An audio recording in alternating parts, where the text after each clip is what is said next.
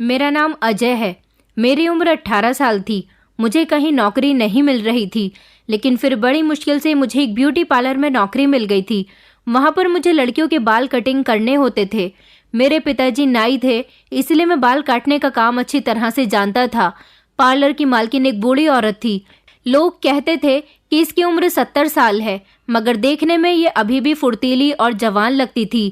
सुना था कि इस औरत से जो भी शादी करता है वो शादी की रात ही मर जाता है। मैं इस औरत के यहाँ नौकरी तो कर रहा था।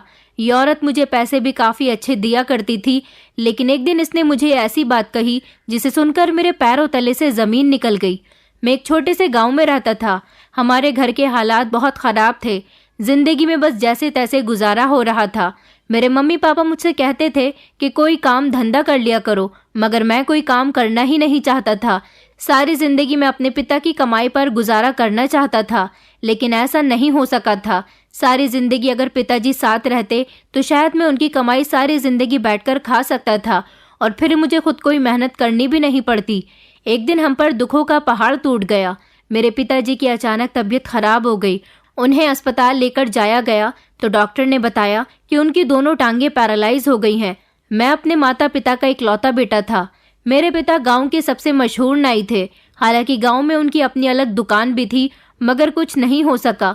मेरे पिताजी का इलाज चलना था, इसीलिए मजबूरी में आकर पिताजी की दुकान बेचनी पड़ गई। लेकिन फिर भी मेरे पिताजी ठीक नहीं हुए।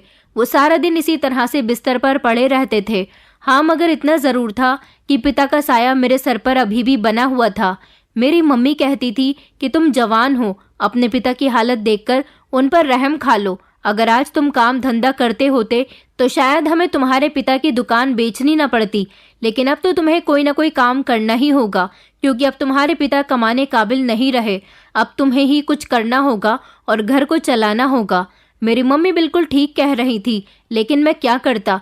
मुझे भी अपने पिता की तरह लोगों के बाल काटना आता था, लेकिन मुझे ये काम बिल्कुल भी पसंद नहीं था। ये काम मुझसे इस तरह आया था, जब मैं छोटा था तो मेरे पिताजी ज़बरदस्ती मुझे अपनी दुकान पर बिठा लिया करते थे और कहते थे कि लोगों के बाल काटना भी एक कला होती है। मगर मैं तो कोई ऐसी नौकरी करना चाहता था जिसमें ज़्यादा मेहनत भी न लगे और बैठे बिठाए पैसे भी आ जाया करे। इस दुनिया में शायद ऐसा कोई कारोबार बना ही नहीं है। बिना मेहनत के तो इंसान एक समय की रोटी नहीं खा सकता। तो फिर मैंने ये कैसे सोच लिया था कि मैं सारी ज़िंदगी इसी तरह से गुजार सकता हूँ। मैं यही सोचता था कि मैं अपने माता पिता का इकलौता बेटा हूँ। पिता का जो कुछ भी है वो मेरा है, इसलिए मुझे काम धंधा करने की या फिर पढ़ाई लिखाई करने की क्या ज़रूरत है। लेकिन अब अपने पिताजी की हालत को देखकर मुझे ऐसा लगता था कि मैंने अपनी ज़िंदगी में कुछ ना करके बहुत बड़ी मुसीबत को मोल ले लिया। अब घर के हालात बहुत ज़्यादा ख़राब हो गए थे। मेरा नौकरी करना बहुत ज़रूरी था। आखिर मैं अपने माता पिता का इकलौता सहारा था। उन्हें मुझसे ही सारी उम्मीदें थीं। मैं बहुत परेशान था। मुझे कहीं नौकरी नहीं मिल रही थी, क्योंकि मेरे अंदर कोई टैलेंट भी नहीं था और नाई बनना मुझे बिल्कुल भी पसंद नहीं था। मम्मी बार बार यही कहती थी कि किसी सैलून में नौकरी कर लो, मगर मैं ऐसा नहीं करना चाहता था। पापा की हालत ख़राब होने की वजह से घर के हालात बहुत ज़्यादा ख़राब हो गए थे। इतने ज़्यादा ख़राब हो गए थे कि अब तो हमें खाने पीने के भी लाले पड़ने लगे थे।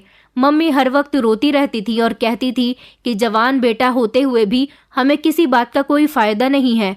अब अपनी मम्मी की ऐसी बातों को शांत करने के लिए मुझे कुछ ना कुछ तो करना ही था। मैंने कई जगह सैलून में नौकरी ढूंढी, मगर मुझे वहाँ पर भी निराशा ही हाथ लगी। कई दिन इसी तरह से गुजर गए, जब मेरे एक दोस्त ने मुझे हमारे ही गाँव में बने हुए एक ब्यूटी पार्लर के बारे में बताया। मगर मैं किसी लेडीज़ ब्यूटी पार्लर में काम नहीं करना चाहता था। मेरा दोस्त कहने लगा कि तुम एक अच्छे नाई हो, तुम्हें वहाँ पर आसानी से नौकरी मिल जाएगी। अब मुझे कहीं नौकरी नहीं मिल रही थी, इसलिए मुझे कहीं ना कहीं ट्राई तो करना ही था। इसलिए मैं वहाँ उस ब्यूटी पार्लर में ट्राई करने के लिए चला गया। मैं जैसे ही ब्यूटी पार्लर के अंदर गया तो देखा कि वहाँ पर एक खूबसूरत सी औरत बैठी हुई थी। मैंने उससे नौकरी के लिए कहा तो उसने कहा कि हमारे यहाँ सिर्फ लेडीज़ काम करती हैं, जेंट्स लोग हमारे यहाँ काम नहीं करते, बल्कि हमें जेंट्स कस्टमर की ज़रूरत पड़ती है। मैंने कहा मगर मुझे नौकरी की सख्त ज़रूरत है, आपकी बड़ी मेहरबानी होगी अगर आप मुझे नौकरी दे देंगी। तो मैंने उसे अपने घर के हालात के बारे में बताया तो उसके दिल में रहम आ गया और वो कहने लगी कि अच्छा ठीक है, पहले मैं तुम्हारा काम देखना चाहती हूँ। उसने मुझसे बालों की कटिंग करवाई और उसे मेरे हाथ की कटिंग बहुत ज़्यादा पसंद आई थी। वो कहने लगी कि तुम कल से मेरे पास काम करने के लिए आ सकते हो। इस तरह मेरी नौकरी पक्की हो गई थी और मैं अगले ही दिन काम पर चला गया था और यहाँ पर अपना काम दिल लगाकर कर रहा था, क्योंकि कुछ लड़कियाँ यहाँ पर अपने बाल कटवाने के लिए आई हुई थी। आधा दिन तो इसी तरह से गुजर गया था, लेकिन शाम के टाइम पर मैंने देखा था कि पार्लर की मालकिन से मिलने के लिए शहर से 2 आदमी आए थे, मगर इन दोनों का ही रंग बड़ा काला था, जबकि एक आदमी के गाल पर तो एक बड़ा सा दाग था। ये दाग तो इस टाइप का लग रहा था जैसे कई सालों पहले इस इंसान का गाल किसी गर्म चीज से जल गया हो। मालकिन अपने इन कस्टमर्स से बड़ी खुश हुई थी और उनको अपने ऑफिस के अंदर ले गई। वहां ले जाने के बाद न जाने उन लोगों के बीच क्या बात हुई, ये तो मैं नहीं जानता था, मगर मुझे इतना जरूर पता था कि उन लोगों ने मेरी मालकिन को एक भारी रकम दी थी और वो लोग वहां से बहुत खुश होते हुए गए थे। मालकिन ने उन लोगों से कहा था कि अब तुम लोग 20 दिन बाद यहाँ आना। मेरी समझ नहीं आया था कि आखिर मालकिन ने उन्हें 20 दिन बाद क्यों बुलाया था। मैंने तो इस बात को इग्नोर कर दिया था और अपने काम में बिजी हो गया था। मेरे साथ साथ यहाँ पर 2 लड़कियां और काम करती थी जो औरतों का फेशियल और मेकअप वगैरह कर दिया करती थी, लेकिन मुझे तो सिर्फ औरतों के बालों की कटिंग करने के लिए ही रखा गया था। अगले दिन फिर से ब्यूटी पार्लर में कुछ ऐसे मर्द आए थे जो मालकिन से डायरेक्ट ऑफिस में मिलने के लिए गए थे और वहां जाने के बाद मैंने देखा था कि उन लोगों ने मालकिन को बहुत सारे पैसे दिए और मालकिन ने उन लोगों को भी कोई चीज दी और कुछ दिन बाद आने के लिए कहा था। कई दिन इसी तरह से गुजर गए थे। मैं ये सब कुछ अपनी आंखों से देखता रहता था, मगर कभी मेरी हिम्मत नहीं होती थी कि मैं इस बात की सच्चाई तक पहुंच सकूं कि आखिर यहाँ पर चल क्या रहा है। मेरे साथ काम करने वाली एक लड़की बिंदिया, जो कि बहुत सुंदर थी, मैं उसे धीरे धीरे पसंद करने लगा था क्योंकि उसके साथ मेरी बातचीत होने लगी थी। वो देखने में बहुत सुंदर थी, जबकि मैं एक मामूली से ही शक्ल का और काले रंग का लड़का था। मैं शक्ल सूरत में बिल्कुल अपने पापा पर गया था, क्योंकि मेरे पापा भी बहुत काले थे। और अजीब बात तो ये थी कि यहाँ पर आने वाले मर्द भी वही लोग होते थे जिनका रंग दबा हुआ होता था, या फिर जिनके चेहरे पर कोई ऐसा दाग या धब्बा या फिर ऐसा निशान होता था जिसके जाने के कोई चांस नहीं होते। मेरी तो कुछ समझ आता ही नहीं था। मेरी बिंदिया के साथ अच्छी दोस्ती हो गई थी। वो मेरी यहाँ पर काम करने में बहुत हेल्प करती थी। मुझे यहाँ से जितने भी पैसे मिलते थे मैं अपनी माँ के हाथ पर रख दिया करता था। मेरी माँ मेरी कमाई देखकर बहुत खुश होती थी और ये सब देखकर उन्हें अपने बेटे पर गर्व महसूस होता था, क्योंकि एक ऐसा बेटा जिसे सारी जिंदगी मेहनत करने के बारे में सोचा भी नहीं हो और अचानक से वो मेहनत करने लग जाए और अपनी माँ के हाथ पर अपनी मेहनत की कमाई रखने लगे, तो ऐसे बेटे को देखकर तो माँ को गर्व महसूस होगा ही। मेरे घर के हालात धीरे धीरे बदलने लगे थे, क्योंकि इतने पैसे तो आ ही जाते थे जिससे हम लोग पेट भरकर खाना खा लिया करते थे। पिताजी का इलाज अभी भी चल रहा था। कभी कभी मुझे एडवांस पैसों की ज़रूरत होती थी तो मैं पार्लर की मालकिन से ले लिया करता था। वो मुझे खामोशी से पैसे दे देती थी। उसकी आदत मुझे बहुत पसंद थी, क्योंकि वो ज़रूरतमंद लोगों की फ़ौरन ही मदद कर देती थी। भले ही उसका पार्लर बहुत छोटा था, लेकिन मैंने देखा था कि मालकिन के पास हमेशा ढेर सारे पैसे होते थे और यहाँ पर आने वाले कस्टमर भी ज़्यादातर मर्द लोग ही होते थे, जो एक मोटी रकम मेरी मालकिन को देकर चले जाते थे और लेडीज़ कस्टमर को तो दोनों लड़कियाँ और मैं ही हैंडल कर लेते थे। जिंदगी इसी तरह से गुजर रही थी। धीरे धीरे मैं बिंदिया को पसंद करने लगा था। मैं जानता था कि वो इतनी खूबसूरत है। मेरे दिल में उसके लिए जो फीलिंग्स है, उसके दिल में मेरे लिए वो फीलिंग्स कभी नहीं आ सकती, क्योंकि मैं काले रंग का मामूली सी शक्ल वाला लड़का हूँ, जबकि वो खूबसूरत और गोरी चिट्टी लड़की थी। वो भले ही मुझे अपना दोस्त मानती थी, लेकिन अपने दिल में कभी भी मेरे लिए मोहब्बत वाली फीलिंग्स उसके लिए नहीं आएंगी। एक दिन काम करते समय मुझे मेरा कुछ सामान नहीं मिल रहा था। मैं ज़्यादातर अपना सामान डेस्क में ही रख दिया करता था, मगर आज डेस्क में तलाशी ले रहा था तो कुछ भी नहीं था। मुझे अपने कस्टमर के बाल काटने थे। संगीता और बिंदिया भी अपने कस्टमर को हैंडल करने में लगी हुई थी। मैं अंदर मालकिन के ऑफिस में चला गया। उस समय मालकिन पार्लर में मौजूद नहीं थी। मुझे लगा शायद मेरा सामान गलती से मालकिन के ऑफिस में चला गया हो। मैंने मालकिन के ऑफिस में इधर उधर देखा, तब मेरी नज़र अचानक एक दरवाजे पर गई। ये दरवाज़ा बड़ा ही अजीब था। मैं उस दरवाजे की तरफ धीरे धीरे जाने लगा, तभी पीछे से किसी ने मेरे कंधे पर हाथ रख दिया। मैंने जैसे ही पीछे पलटकर देखा तो मेरे कंधे पर हाथ रखने वाला इंसान कोई और नहीं बल्कि बिंदिया थी। वो कहने लगी कि तुम यहाँ मालकिन के ऑफिस में क्या कर रहे हो? मैंने कहा, मेरा कोई भी सामान डेस्क में मौजूद नहीं है। मुझे लगा शायद गलती से मेरा सामान किसी ने मालकिन के ऑफिस में रख दिया हो। वो कहने लगी कि जल्दी से यहाँ से बाहर निकलो, तुम नहीं जानते कि मालकिन के ऑफिस में किसी को भी आने की परमिशन नहीं होती। उनको ये बात पसंद नहीं उनके ऑफिस में कोई आया करे। मैंने कहा, ऐसी भी क्या बात हो गई है? तो वो कहने लगी कि नहीं, तुम यहाँ से निकलो, इससे पहले वो तुम्हें यहाँ पर देख ले। अगर उसने तुम्हें यहाँ देख लिया तो बहुत बड़ी दिक्कत हो जाएगी। वो गुस्से में तुम्हें नौकरी से भी निकाल सकती हैं। बिंदिया मुझे जबरदस्ती मालकिन के ऑफिस से निकालकर बाहर ले आई। यहीं पर ही पार्लर में आने जाने वाले लोगों का मेन दरवाजा था और अंदर की तरफ जाकर मालकिन का छोटा सा ऑफिस बना हुआ था। मगर ये देखकर तो मैं हैरान रह गया था कि इस ऑफिस के अंदर भी एक छोटा सा दरवाजा था जहां तक मैं पहुंचने वाला था, मगर बिंदिया ने मुझे जाने नहीं दिया। थोड़ी देर के बाद मालकिन आ गई थी और मेरा सामान मुझे बिंदिया ने लाकर दे दिया था। उसने कहा कि कल तुम अपना सामान दूसरी तरफ रखकर चले गए थे, तुम खुद ही अपना सामान रखकर भूल गए। इस तरह फिर हम लोग अपने काम में बिजी हो गए थे। मगर आज तो ये देखकर मेरे पैरों तले से जमीन निकल गई कि एक औरत और एक मर्द पार्लर में आए और डायरेक्ट मालकिन के ऑफिस में चले गए। और फिर थोड़ी देर के बाद जब वो लोग पार्लर से निकले तो बहुत ज़्यादा खुश नजर आ रहे थे। मेरी समझ नहीं आ रहा था कि ये लोग इतने खुश क्यों हो रहे हैं।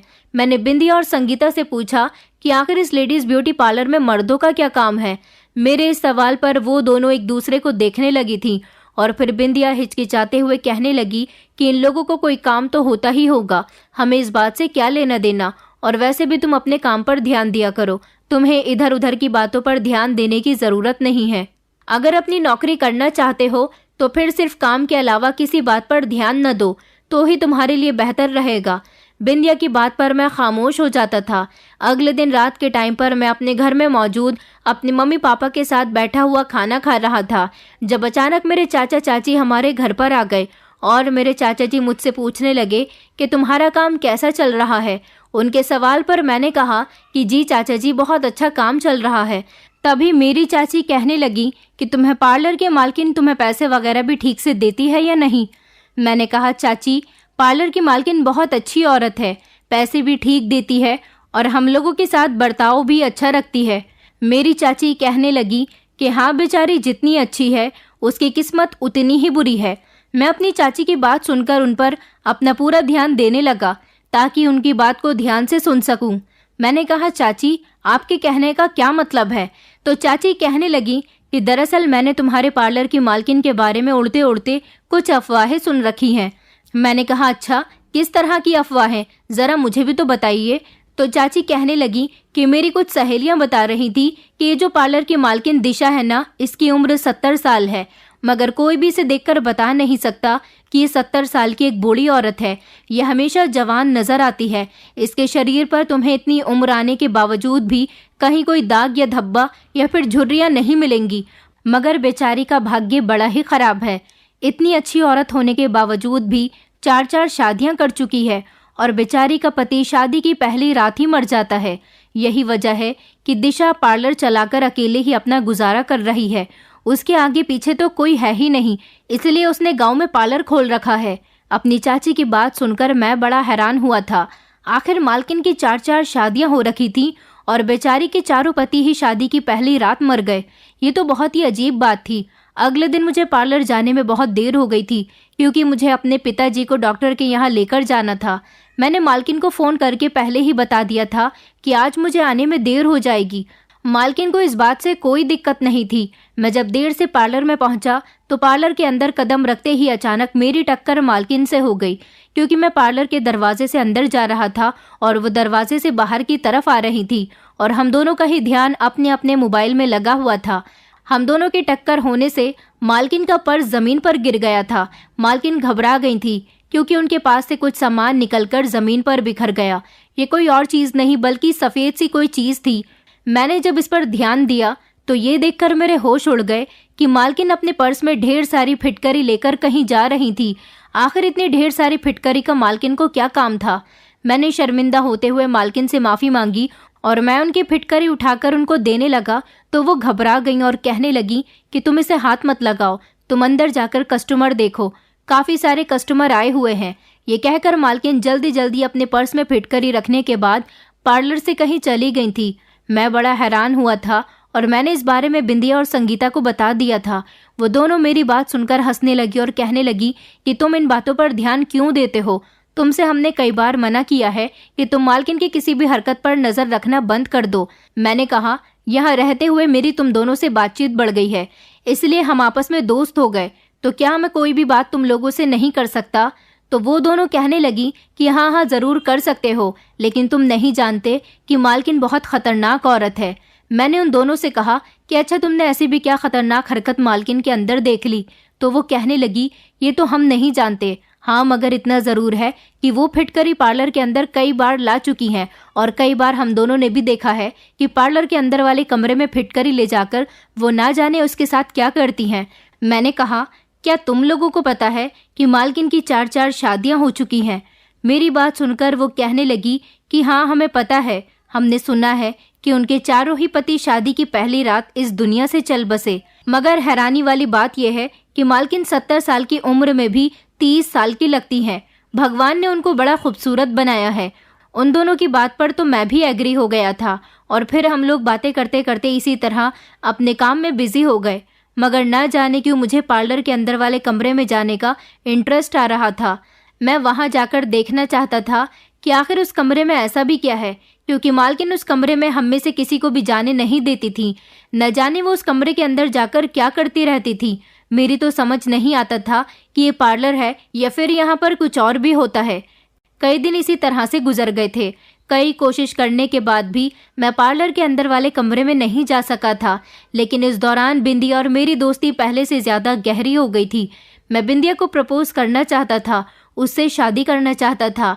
मैं चाहता था कि अगर बिंदिया मेरा प्रपोजल एक्सेप्ट कर ले तो मैं उसके लिए अपने घर पर बात करूं, मगर अपनी रंगत को देखकर मैं खामोश हो जाता था।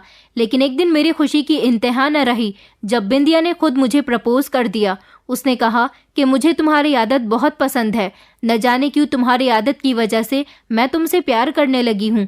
तुम बहुत हंसी मजाक करते हो और मुझे बहुत पसंद हो। मैं तो उसकी ये बात सुनकर बहुत खुश हुआ था और फिर इस तरह हम दोनों के बीच फ़ोन पर भी बातें होने लगी थी।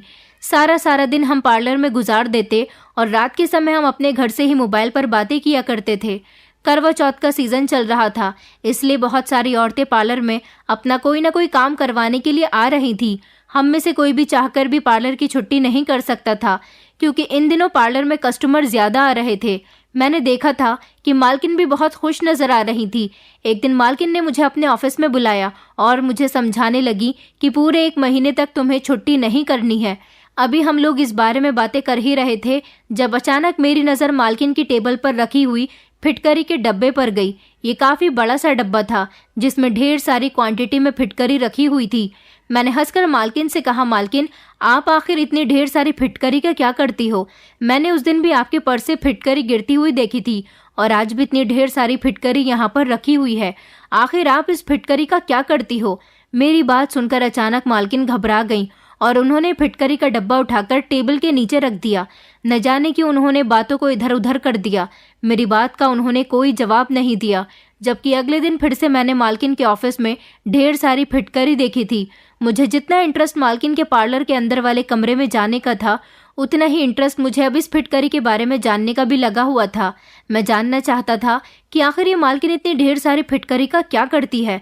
मैंने आज फिर से मालकिन से फिटकरी के बारे में पूछा तो उन्होंने मुझसे एक ऐसी बात कही जिसे सुनकर मेरे पैरों तले से ज़मीन निकल गई।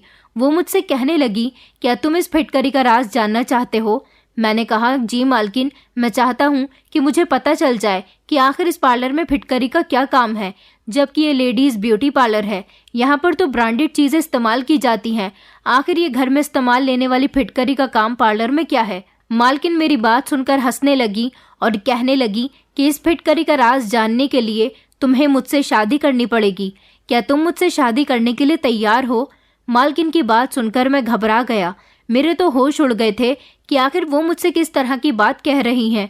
मैंने कहा, मालकिन ऐसा कैसे हो सकता है? आपकी और मेरी उम्र में बहुत फ़र्क है और तो और आपके पहले 4 पति मर चुके हैं।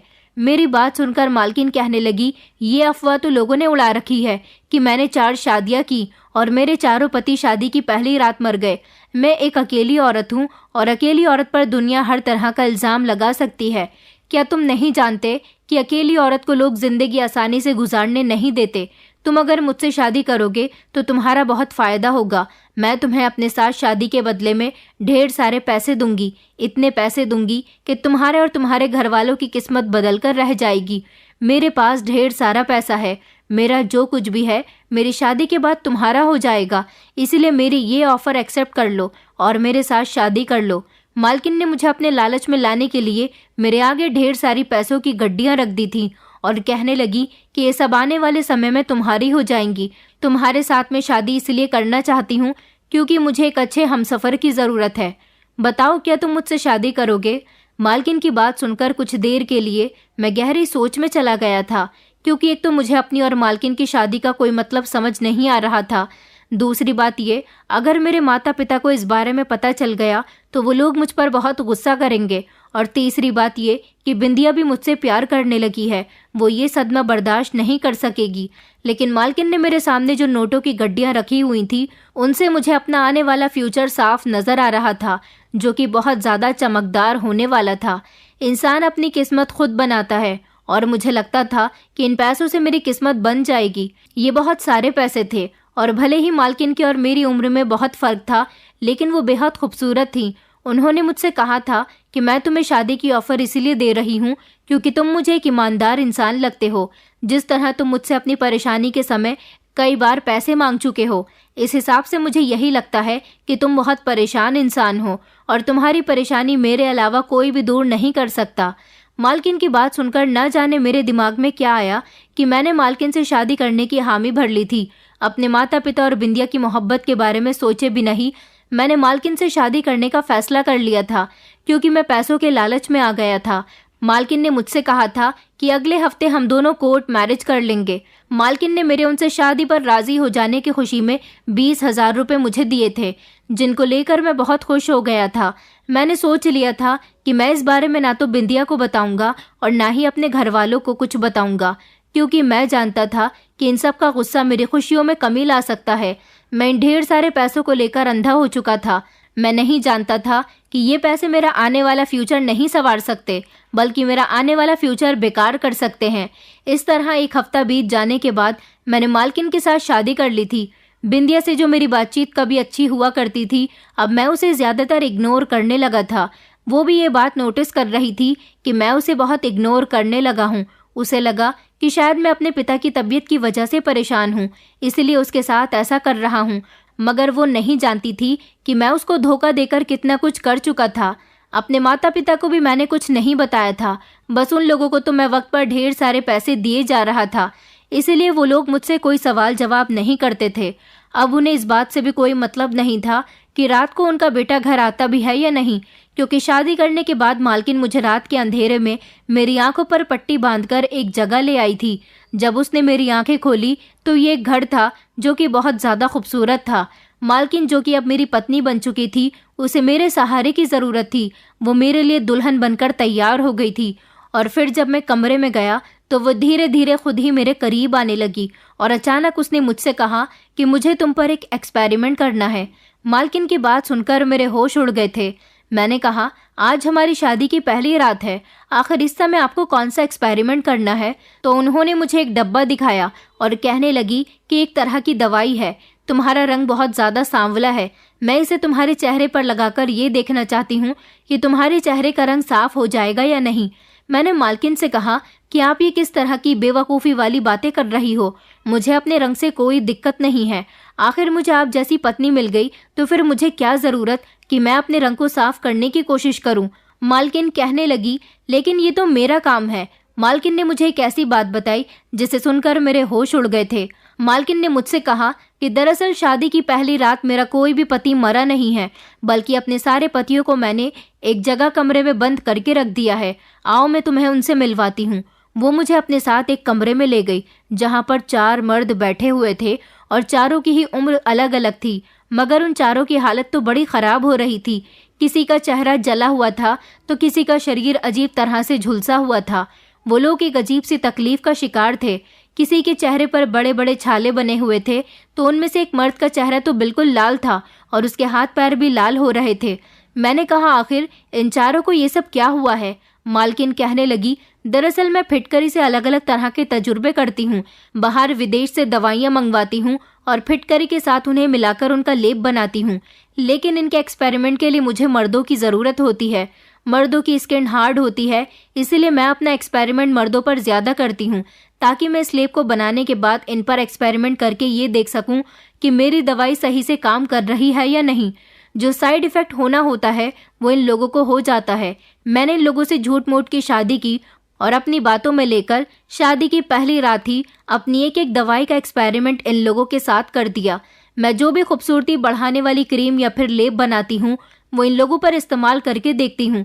जो साइड इफ़ेक्ट होने होते हैं वो इन लोगों को हो जाते हैं और जो क्रीम कामयाब बैठ जाती है उसे अमीर लोग महंगे दामों में मुझसे ख़रीद लेते हैं। ऐसे बहुत सारे लोग हैं जिन्हें मैं अपना बनाया हुआ लेप और क्रीम बेचकर बहुत सारे पैसे कमा चुकी हूँ। लोगों को लगता है कि शादी की पहली रात मेरा पति मर जाता है, लेकिन ऐसा कुछ भी नहीं है। ये लोग यहाँ जिंदा हैं। मैं इन लोगों पर अपनी बनाई हुई चीज़ों के तजुर्बे करती रहती हूँ। मैं भी इसीलिए खूबसूरत और जवान लगती हूँ, क्योंकि जब कोई दवाई सक्सेसफुल बैठ जाती है तो उसे मैं अपने आप पर भी इस्तेमाल करती हूँ और जिसकी वजह से मैं खूबसूरत लगती हूँ। हमारे गांव का कोई भी इंसान मेरे इस प्राइवेट काम के बारे में नहीं जानता, लेकिन शहर के बहुत सारे ऐसे लोग हैं जो मेरे पास आने के बाद मेरी क्रीम और ये लेप यहाँ से ले जा चुके हैं। किसी के चेहरे पर दाग हुआ, धब्बा हुआ या कोई सांवले रंग का है तो मेरे बनाए हुए लेप से और क्रीम से वो बहुत खूबसूरत हो जाता है और दाग धब्बा भी खत्म हो जाता है। पिछले 5 सालों से मैं इन लोगों पर अपनी किसी न किसी दवाई, लेप या फिर क्रीम का एक्सपेरिमेंट कर रही हूँ। अब ये लोग काफ़ी बुरी तरह से इन चीज़ों के साइड इफ़ेक्ट में आ चुके हैं, इसलिए अब मुझे किसी ऐसे इंसान की ज़रूरत थी जो जवान हो और जिस पर मैं अपनी चीज़ों का एक्सपेरिमेंट दोबारा से कर सकूँ। मैं नहीं चाहती कि मेरे कस्टमर को किसी तरह का साइड इफ़ेक्ट हो, इसलिए मैं किसी न किसी मर्द को अपनी खूबसूरती या फिर अपनी बातों में लेकर उनसे शादी कर लेती हूँ और इस तरह से उनका फ़ायदा उठाती हूँ। तुम भी मेरे पति बन चुके हो, अब मैं तुम्हारे ऊपर अपनी चीज़ों का एक्सपेरिमेंट करना चाहती हूँ। दरअसल मुझे ये चीज़ें मर्दों को ही बेचनी होती हैं, इसीलिए एक्सपेरिमेंट्स भी मर्द पर ही करना ज़रूरी होता है, क्योंकि आजकल की औरतें बहुत ज़्यादा चालाक हैं, हर चीज़ के डिटेल निकालने में लगी रहती हैं। मर्द तो बहुत ही बेवकूफ़ होते हैं। मर्द तो अपने आप को खूबसूरत या अच्छा बनाने के चक्कर में ये भी नहीं देखते कि कौन सी चीज़ किस तरह से बनी हुई है। बस जब उन्हें मेरे सामान से फ़ायदा होता है तो वो मुझे मोटी रकम दे जाते हैं, जिसकी वजह से मैं दिन ब दिन मालामाल होती जा रही हूँ। अब जल्दी से तुम मेरे साथ कमरे में चलो। मैंने फिटकरी से विदेशी पाउडर मिलाकर एक लेप बनाया है। मुझे तुम्हारे ऊपर इसका एक्सपेरिमेंट करना है। मालकिन की बात सुनकर तो जैसे मेरे पैरों तले से ज़मीन निकल गई थी। मैं इन लोगों की हालत को अच्छी तरह से देख सकता था और साथ ही साथ में मालकिन को देखकर दंग रह गया था कि वो कितनी चालाक औरत थी। पार्लर की आड़ में वो लोगों को कितनी अच्छी तरह से बेवकूफ़ बना रही थी। इसका मतलब था कि ये लोग अपनी ही पत्नी के चंगुल में फंस गए थे। मालकिन ने उनके घर वालों से ये बात उड़ा दी थी कि इसका पति मर गया, लेकिन ये सब जिंदा है और ये लोग मालकिन की बनाई गई दवाइयाँ, क्रीम और लेप की चपेट में आकर बुरी तरह से झुलसे हुए हैं। मगर मैं मालकिन के इस काम में उनका साथ नहीं दे सकता था। मालकिन ने फिर से मुझे पैसों का लालच दिया। मालकिन कहने लगी कि अगर तुमने मेरा कहना नहीं माना तो मैं तुम्हारे साथ ज़बरदस्ती भी कर सकती हूँ। उसने मुझे अपने पर्स से निकालकर बंदूक दिखाई और कहने लगी कि मैं तुम्हें जान से मार दूंगी। तुम मुझे जानते नहीं हो, मेरी पहुँच बहुत दूर तक है। तुम्हें क्या लगता है अगर मैंने तुम्हें अपनी सारी सच्चाई बता दी है तो मैं तुम्हें इतनी आसानी से छोड़ दूंगी? अगर तुम मेरे काम में शामिल होते हो तो ठीक है, वरना मैं तुम्हें यहीं खड़े खड़े मार सकती हूँ। मैंने कहा, मालकिन आपने इन लोगों के साथ बहुत गलत किया, लेकिन मैं आपकी इस गलती का शिकार नहीं बनूंगा, बल्कि मैं तो इन लोगों को भी बचाऊंगा। तो मालकिन जोर जोर से हंसने लगी और कहने लगी, अच्छा तो फिर बचा लो। मुझे डर लग रहा था क्योंकि मालकिन मेरे सामने ही अपने हाथ में बंदूक ताने हुए खड़ी थी। वो बार बार मुझे कमरे में चलने के लिए कह रही थी और कह रही थी कि बिस्तर पर खामोशी से लेट जाओ, मुझे मेरा काम करने दो। मैं तुम्हें अपने काम के लिए ही लेकर आई हूँ। मेरी समझ नहीं आ रहा था कि मैं क्या करूँ। मैंने बहुत बड़ी बेवकूफ़ी कर दी थी। मालकिन से छुपकर शादी की थी। ना तो इस बारे में घर पर मैंने अपने माता पिता को बताया था और ना ही बिंदिया को। कोई जानता भी नहीं था कि मैं रात के इस समय मालकिन के साथ उनके घर पर मौजूद हूँ। मालकिन बार बार मुझे डरा रही थी और जाहिर सी बात है, अपनी आंखों के सामने बंदूक देखकर कोई भी इंसान डर जाएगा। मेरे तो रोंगटे खड़े हो रहे थे। मैं गरीब और डरपोक इंसान था।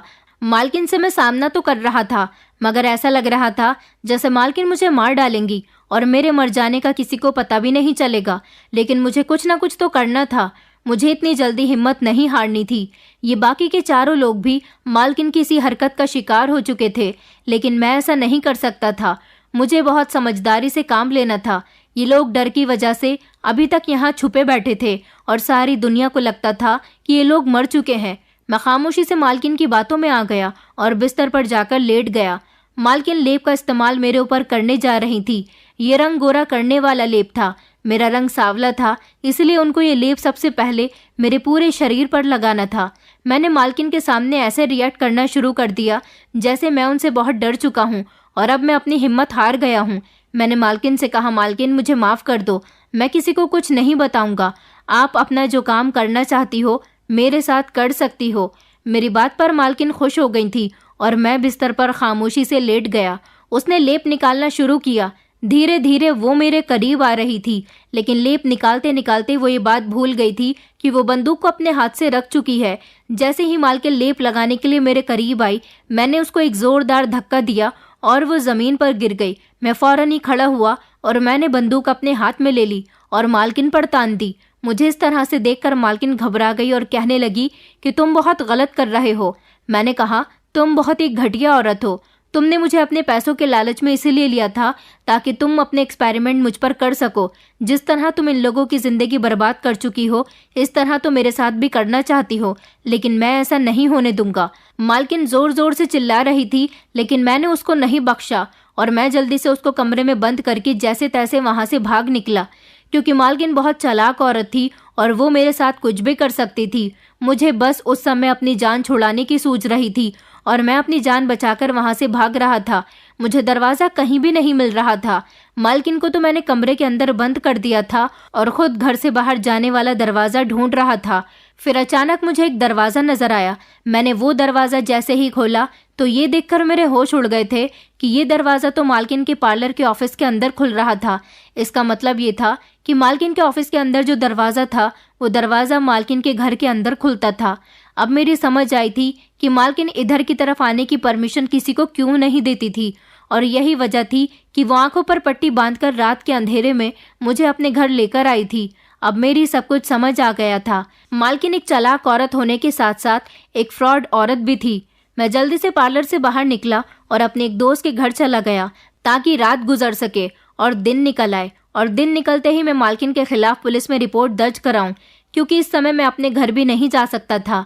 मेरे माता पिता परेशान हो जाते, इसलिए मैं अपने दोस्त के घर चला गया और सुबह होने का इंतजार करने लगा। जैसे ही सुबह हुई तो मैं अपने दोस्त को लेकर पुलिस के पास चला गया और पुलिस को मैंने सब कुछ बता दिया। पुलिस मेरे साथ मालकिन के पार्लर गई और वहां जाने के बाद पुलिस ने मालकिन को अपने हिरासत में ले लिया। पुलिस को यकीन हो गया था कि मेरी एक एक बात बिल्कुल सच है, क्योंकि मालकिन के पार्लर और घर में रखी हुई फिटकरी से बनाई गई सारी चीजें मिल गई थी, और मालकिन के चारों पति जो कि बहुत बुरी हालत में थे उनको भी पुलिस ने अपने हिरासत में ले लिया और उनसे बयान लिए गए, जिसमें उन लोगों ने मालकिन की सारी सच्चाई खोलकर रख दी थी। पूरे गांव में मालकिन की बहुत बदनामी हुई थी।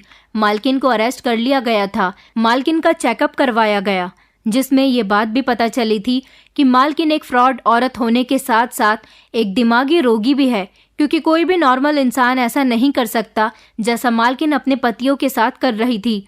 मालकिन अपने पतियों पर बहुत अत्याचार किया करती थी। इन चारों मर्दों ने अपने सारे बयान पुलिस को दे दिए थे, जिसकी वजह से मालकिन को जेल भेज दिया गया था और साथ ही साथ उनका इलाज भी चल रहा था, और इन चारों आदमियों को भी अस्पताल में भर्ती कराया गया था। ये लोग जिस तरह किसी न किसी चीज से झुलसे हुए थे, इन लोगों का इलाज भी चल रहा था। मालकिन के पार्लर को पुलिस ने सील कर दिया था और इस तरह मालकिन की सारी सच्चाई गांव वालों के सामने खुलकर आ गई थी। मेरे घर वालों को भी जब ये बात पता चली कि मैं मालकिन की बातों में आ गया था, तो वो लोग पहले तो मुझसे बहुत नाराज हुए थे, लेकिन फिर उन्होंने मुझे माफ कर दिया था। बिंदिया को भी मैंने बड़ी मुश्किल से मनाया था, क्योंकि उसे भी पता चल चुका था कि मैंने मालकिन के साथ शादी कर ली थी। लेकिन एक काम अच्छा हो गया था। जिस रात में पार्लर से भागा था, उस रात मैंने मालकिन के ऑफिस से भागते समय लॉकर से काफी सारे पैसे निकाल लिए थे, और वो पैसे लेकर मैं घर से निकल गया था, जो मैंने अपने दोस्त के पास रख दिए थे। जब ये केस पूरी तरह से निपट गया तो मेरे दोस्त ने मुझे पैसे वापस दे दिए और उन पैसों से मैंने अपना कारोबार शुरू कर दिया। बिंदिया ने मुझे माफ़ कर दिया था और इस तरह मेरे घर वालों ने मेरी शादी बिंदिया के साथ करवा दी थी।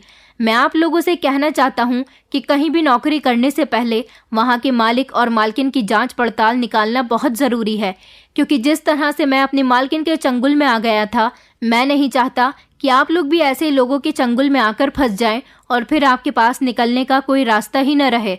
दोस्तों, उम्मीद करती हूँ आपको हमारी कहानी पसंद आई होगी। कहानी पसंद आई है तो वीडियो को लाइक करें, चैनल पर नए हैं तो चैनल को सब्सक्राइब करें और हाँ, नोटिफिकेशन बेल को ज़रूर दबाएं ताकि अगली अपडेट सबसे पहले आपको मिले।